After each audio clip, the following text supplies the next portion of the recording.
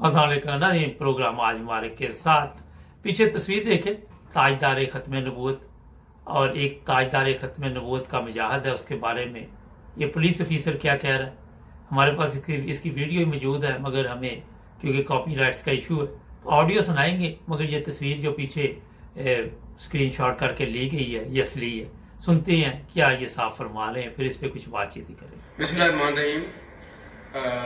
मैं एसपी सदर डिवीजन रावलपिंडी रायमदर इकबाल आपको क्राइम नंबर 771 सदर बेरूनी के बारे में ब्रीफ करना चाहता हूँ। सुने ये क्राइम जो है, इसमें एक बच्चा है जवाद जाकिर, इसकी उम्र 12 साल है।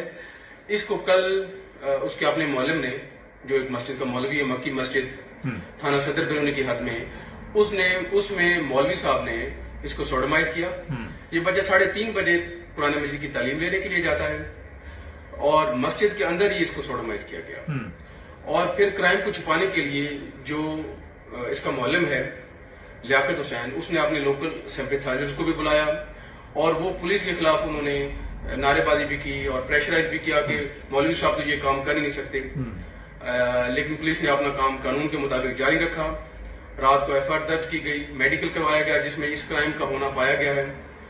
और इस तरीके से ये जो इंसानियत सोच क्राइम है, इंसानियत के खिलाफ क्राइम है, उसको ऑन रिकॉर्ड लाया गया है।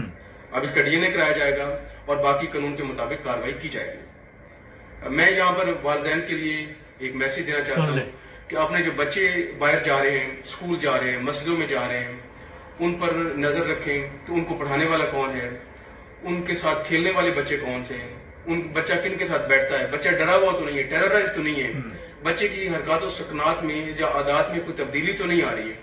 तो वालिदैन की बहुत बड़ी जिम्मेदारी है कि वो बच्चों पर नजर रखें ताकि इंसानियत सोच क्राइम, इंसानियत के खिलाफ क्राइम को रोका जा सके। और बाकी ये पुलिस आपकी है, हर दम तैयार है, हर चैलेंज को कबूल करने के लिए तैयार है ताकि आवाम की मालो जान की हिफाजत को यकीनी बनाया जाए। अच्छा, ये पुलिस ऑफिसर ने एक बड़ा अच्छा वालिदैन को मशवरा दिया। मैं भी इस तरह तवज्जो दिलाता रहता हूँ कि पाकिस्तान में आप देखें कि मस्जिद में भी काम क्या हो रहा है, मदरसे में क्या हो रहा है, स्कूल में क्या हो रहा है, और जगहों पे भी आपको इस तरह की रिपोर्ट मिलती है। एक चीज जो समझ में नहीं आने वाली ये है कि वालिदैन के सामने इस तरह के केस आते, फिर जो लोग इस तरह ये पता नहीं पुरानी या नई वीडियो, इसका इशू नहीं है, मगर मैं आपको सिर्फ ये बताना चाहता हूं कि आप अपने बच्चों को बचा कैसे सकते हैं।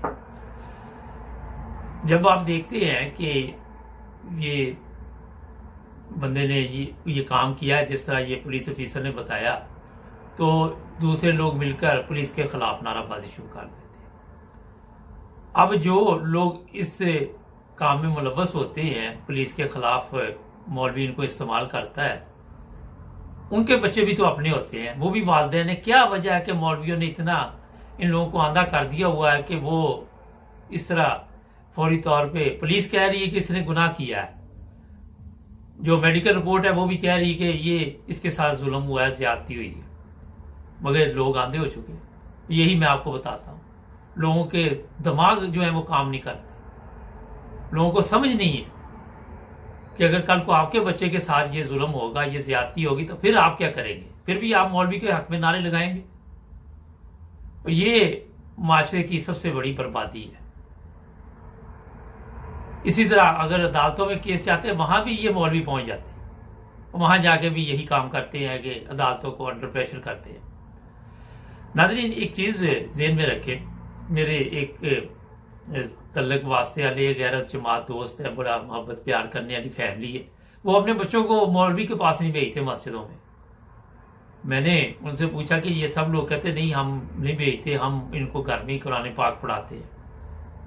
जब वो खतून कहती है कि मैं अपने बच्चों को कुरान पाक की तालीम के लिए ऑनलाइन सिस्टम है या क्या है, उसके जरिए तो मैं बच्चों के पास बैठती कि क्या कुरान मजीद पढ़ रहे हैं, स्पीकर खोल के पास बैठ के मैं ये चीजें सुनती हूँ। ये है अपने बच्चों को बचाने का एक तरीका, क्योंकि जब आप बाहर बच्चों को भेजेंगे तो हर तरफ भेड़िए आपको नजर आएंगे। और वहां पे आपने देखा क्योंकि एक केस नहीं होता, ये तो पुलिस वाला शरीफ आदमी वो सामने आके उसने ये केस बयान कर दिया। नॉर्मल पुलिस वाले की ये जरूरत भी नहीं होती कि सामने आके केस जो है वो बयान करे। आज अगर आप देखें बुराई हर जगह मौजूद है, ये नहीं कि बुराई किसी जगह पे नहीं है, यूरोप में भी हो सकता है, अरब ममालिक में, मगर सजा है वहां पे, यहाँ भी सजा है। जब कोई चीज सामने आ जाती है तो उसको सजा दी जाती है। हमारे तो सजा की जगह पे उसे सर पे चढ़ा लेते हैं, जनाब ये हीरो बन गया। आप यहां से अंदाजा लगाएं कि कितने हम समझदार लोग हैं। अब मैंने कई दफा देखा कि मीडिया पे आके बातें तो बहुत लोग करते हैं, मगर अपने बच्चों को बचाने के कोई उनके पास तरीके नहीं है। एक दो चीजों का इसमें मैं आपको मशवरा दे देता हूं। एक तो कोशिश करें कि बच्चों को ऑनलाइन जो भी इस्लामी तालीम है कुरान मजीद की वो दिलवाएं। दूसरा ये है कि आप जब भी बच्चों को ये मस्जिद में लेके जाएं, ऐसा टाइम रखें कि बच्चों के साथ खुद भी मस्जिद में जाएं, उधर मौलवी साहब के पास दूर बैठ जाएं ताकि वो कुरान मजीद पढ़ा ले, तो अपने बच्चे को आप वापस ले आए। अब 12 साल के बच्चे के साथ वालिदैन को भी होता है कि कैसे हम जाएं। फिर ये देखें कि अगर मौलवी साहब फैमिली वाले हैं तो उनको भी चाहिए कि अपनी बीवी बच्चों के सामने, अगर 12 साल का बच्चा तो कोई मसला नहीं है, आप उसको कुरान मजीद घर में पढ़ा सकते हैं, लेकिन बीवी घर में मौजूद हो। ये नहीं है कि वो कोई भी नहीं घर में मौजूद और आपने बच्चे को बुला लिया वहां पे। इस तरह भी अपने बच्चों को बचाएं, उन लोगों के साथ रहा कि आपको शरीफ मौलवी लभेगा कोई नहीं, मैं अंदाजा जल्दी की दिया जरा शरीफ होएगा कुरान मजीद नहीं पढ़ा रहा होगा, क्योंकि उसको और बड़े काम होंगे। इसलिए इन चीजों की तरफ बड़ी खास तवज्जो देनी चाहिए। और ये मौलवी को सजा होती जो पकड़ा जाता है या नहीं होता, ये तो बात का मसला है। जब इस तरह का कोई केस सामने आए तो फिर सोशल मीडिया पे बच्चों की तस्वीरें और वीडियो ना डालें। एक तो उनको वो ज़हनी तौर पे एक परेशानी वो बनी, दूसरा आप माशरे में उनकी तस्वीरें वीडियो डाल के तो फिर एक और नया ड्रामा शुरू कर देते हैं ताकि वो सारी जिंदगी सर झुका के जिए। ये भी एक बहुत बड़ा जुल्म है। अगले दिन मैं सोशल मीडिया पे वीडियो देख रहा था, कुछ खवातीन उन्होंने पकड़ी जहाँ याशी के अड्डे पाकिस्तान में बने हुए हैं, सबको पता है, फिर उनकी नंगी तस्वीरें डाल देते हैं कि ये सारी जिंदगी आप मुंह दिखाने के काबिल ना रहे। ये भी चीजें है, मगर कई औरतें होती है उनकी शर्म उतरी होती है, वो कहती जो मर्जी कर लो। वो जब उनके वो कहते उतर जाए तो फिर कोई फर्क नहीं पड़ता, मगर फिर भी अपना जो अखलाकी है वो हमें इसलिए अदा करना चाहिए कि हम सोशल मीडिया को इतना गंदा ना करें कि वहां पे इस तरह की तस्वीरें भी लेके आए। इससे कई मसाइल पैदा होते हैं, जिनकी शर्म उतरी होती है, जिनको या औरतों को नहीं होती। ये जर्मनी में भी है, इधर भी है, इंग्लैंड में भी, हर जगह पे हैं ये। मगर जब इनकी आप इस तरह की तस्वीरें सामने लाते हैं तो बच्चे देखते, बड़े देखते कि इनको तो कोई फर्क नहीं पड़ा, तो उससे फिर बच्चे भी गलत रास्ते पर चले जाते। यहां मैंने देखी पूरी फैमिली का बर्बाद खाना खराब हुआ है। आप रोक ही नहीं सकते, क्या करें।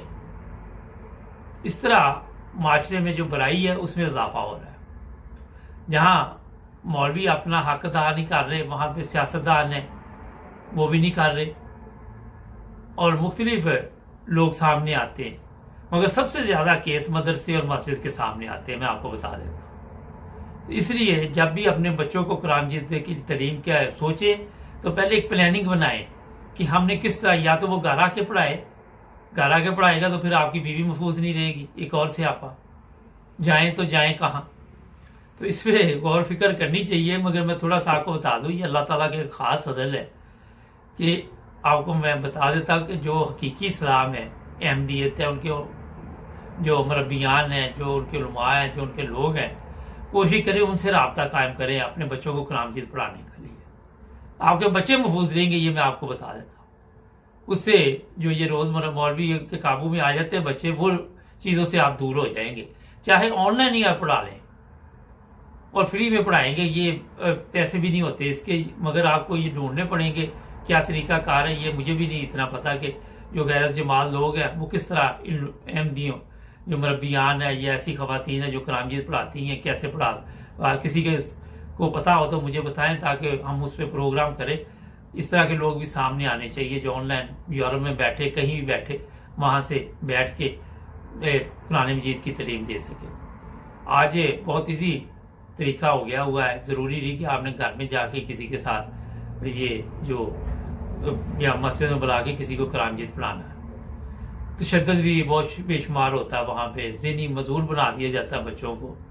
तो आज मैंने कहा ये केस आपके सामने लेके आते हैं ताकि आप लोगों को पता चले कि ये मौलवी साहब जो पकड़े जाते हैं फिर क्या क्या होता है और क्या क्या नहीं होता। इसके बाद प्रोग्राम भी जारी है और भी बातें जुड़े रहे हमारे साथ, हमारे चैनल को भी करें सब्सक्राइब। जी नाज़रीन, ब्रेक के बाद आपकी खिदमत दोबारा हाजिर। अच्छा, आज से संडे, आज शाम से जिन लोगों ने जर्मनी सफ़र करना है, पहले तो उनके पास जर्मन नेशनलिटी होनी चाहिए, जर्मन पासपोर्ट होना चाहिए और वो लोग सिर्फ सफ़र कर सकेंगे जर्मनी के लिए।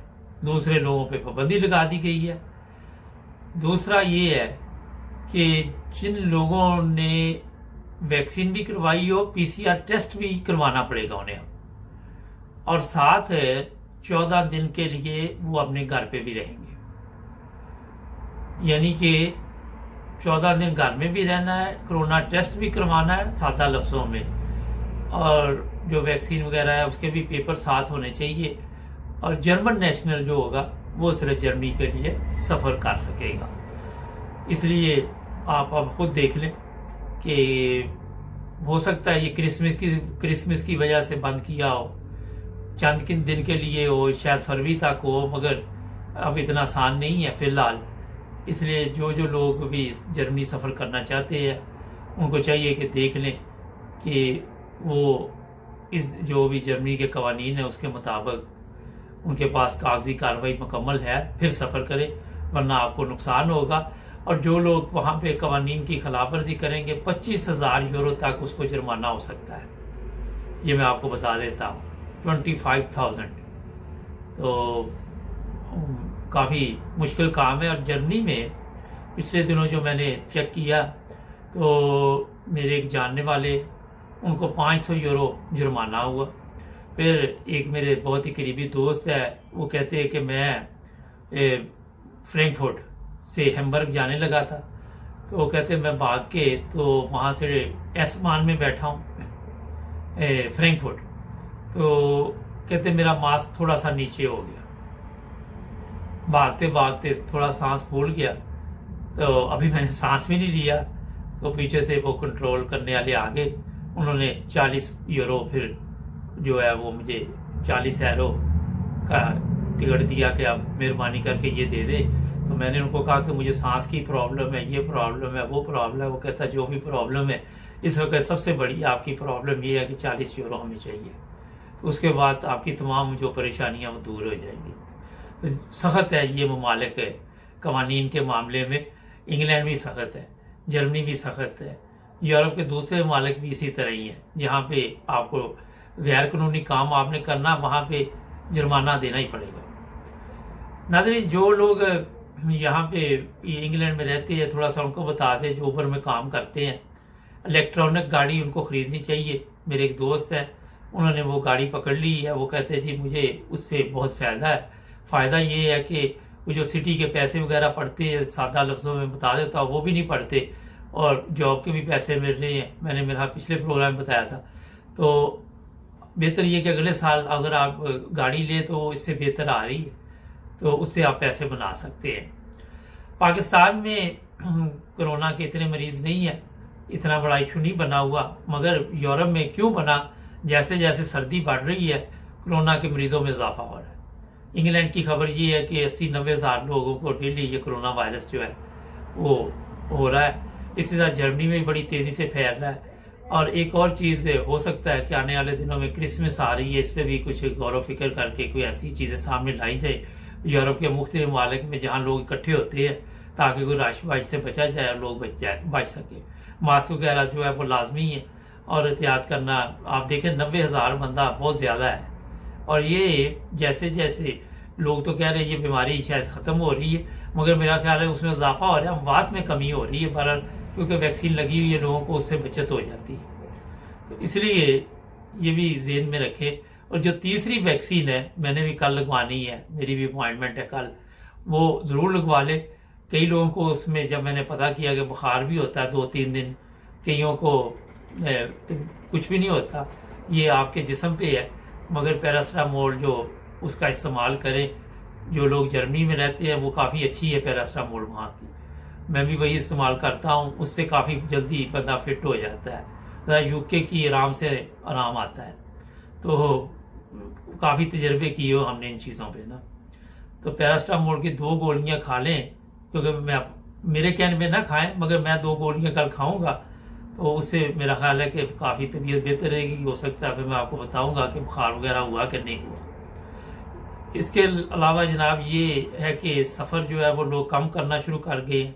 इतने लोग सफ़र नहीं कर रहे इस वक्त, क्योंकि आपके सामने ही है कि सर्दियों में कोरोना वायरस तेज़ी से बढ़ रहा है और इसी वजह से सफ़र में भी कमी आई है।